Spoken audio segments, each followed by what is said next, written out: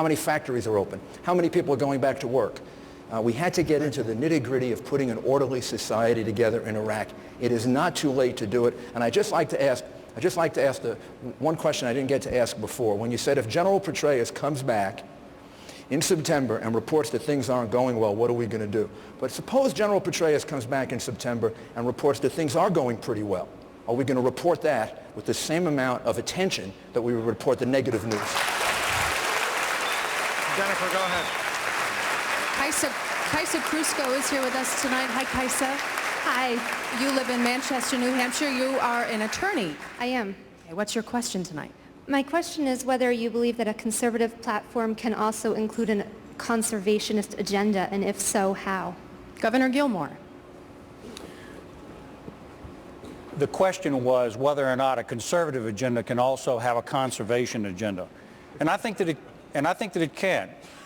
Certainly when I was governor of the state of Virginia, we worked very hard in order to make Virginia a beautiful place and a place where we could, in fact, be welcoming to people and that it would be a nice community for people to visit. But at the end of the day, this is going to come down to the question of whether or not conservatism can match up with energy independence, which is a national security issue, and it is the fundamental part of conservatism. Conservatism means empowering people. It means cutting taxes and controlling government spending. It also means national security. And national security means a lot of different elements right at this time. And we're discussing some of them tonight.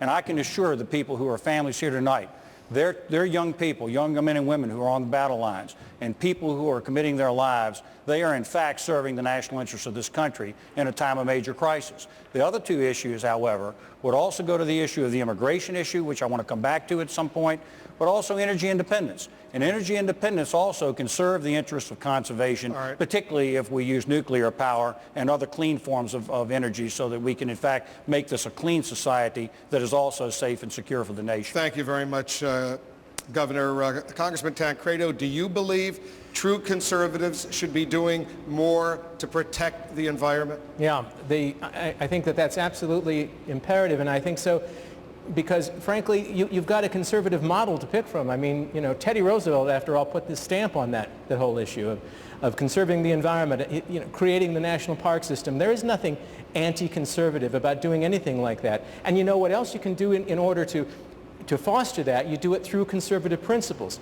You make it profitable for people to do exactly that, to make conservation an issue that it hurts people in the pocketbook, or they can profit by getting involved in conservation. That's one way the free market really works perfectly. We've seen it happen all over the world. We can see, and we will put conservation to work, and conservation practices to work in the United States through conservative principles. We have a lock on that. Thank you, Congressman. Jennifer, go ahead. Good evening, sir. You are Doug Hall. Yes. I understand that you're the town moderator for Chichester, New Hampshire. I am. What's your question tonight? I know a business owner in northern New Hampshire who was on vacation in Spain last year for about 3 weeks. While he was there, he had to buy refills for prescription drugs, brand name drugs.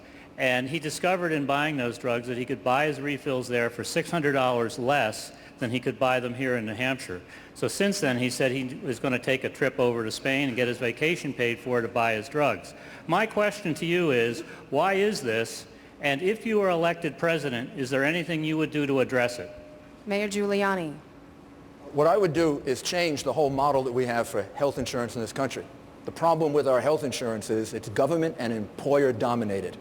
People don't make individual choices. It's your health. You should own your health insurance.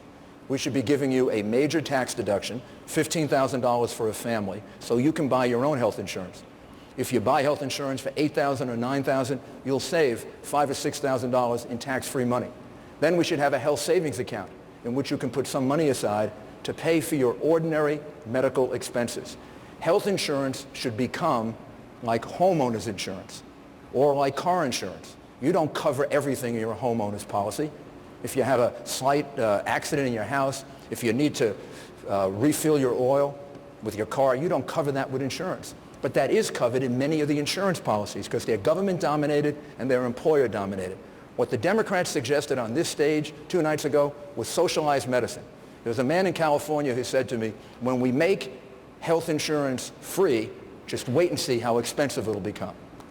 And the reality is that we need a free market. We need 100 million Americans making different decisions. It'll bring down the cost of health insurance. It'll bring down the cost of prescription medicines. Free market principles are the only things that reduce costs and improve quality. Socialized medicine will ruin medicine in the United States. Thank you, Mayor. Congressman Hunter, you live on the border in San Diego, not far from Mexico. A lot of Americans go to Mexico to buy cheaper prescription drugs. A lot of Americans, this part of the country, go to Canada to buy cheaper prescription drugs. What should we here in the United States be doing to bring down the price of prescription drugs? And Wolf, the fabulous Grampy, my father-in-law who lives with us, is one of those people that trots down and goes through the border at Yuma and does that. So lots of Americans do that. But here's what happens. 80% of the new drugs and new inventions that save our lives, that help preserve the lives of the relatives of everyone who's in this particular room right now, 80% of those inventions are made in the United States because we have free enterprise where people can go out and invest, and maybe they drill 3 dry holes in trying to produce a good drug that'll save somebody's life. Then maybe they hit the jackpot and they produce something that will save people and help their health. They then recover their money in the United States, and what they have left over in terms of market, they put into the third world.